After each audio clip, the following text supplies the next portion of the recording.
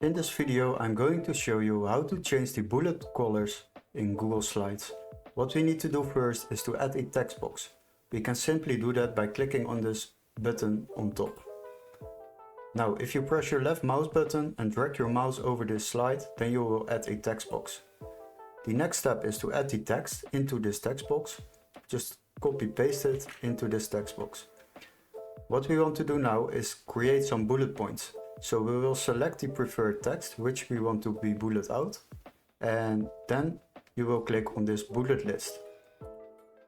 And now you have added bullet points to this text. The next step is to change the color of the bullet points. You can do this by just click a single time on the first bullet point. Now you have selected the bullet points, and what you can do now is go to text color and select the preferred text color for this bullet points. The next step, if you want to change a single color of those bullet points, then you can click one time on the bullet points. Now you have selected them all, but if you click another time on that bullet point, then you will select a single one.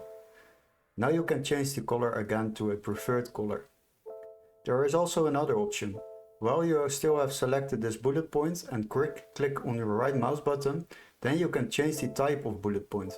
Let's say we want to add a check mark. Select it, and now you have successfully changed the bullet point type.